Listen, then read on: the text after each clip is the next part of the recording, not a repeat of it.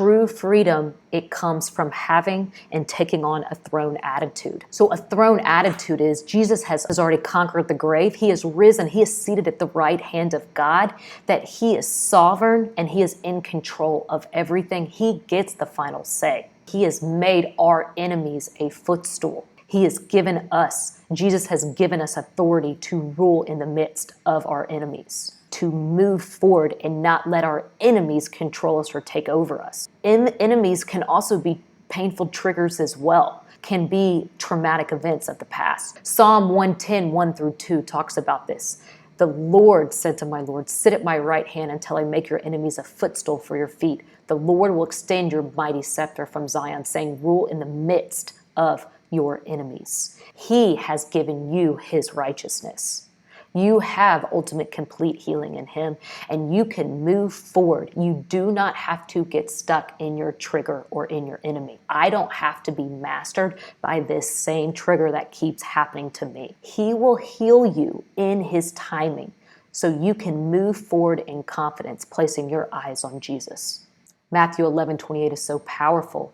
He says, take my yoke upon you and learn from me. As I read this verse, I think to myself, it's almost like Jesus knew that our own attitudes and our own perspectives are not going to save us. He knows that. He knows that we can't do it on our own, that we must learn from him to rest, to take a rest attitude to find true healing. The key here is that Jesus says, learn from me. So he knows he knows it's a process. It is a process to learn from him and to take on his yoke, to walk in his ways, to have his perspectives, his healing perspectives.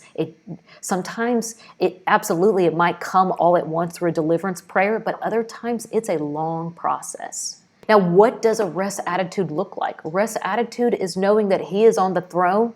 He has the final say. It's not all up to me. I do not have to strive to make me better. I do not have to take on a religious attitude or spirit. Healing comes when you accept your weaknesses, when you accept your limitations, that you are actually characterized by God's grace. You're not characterized by your triggers. That God will bring healing in his timing. Also, I want to leave on this note that there is actually a beauty that comes from our triggers and admitting that we all have limitations. It actually humbles us. It gives us more compassion for ourselves. It gives us more patience for ourselves in the process.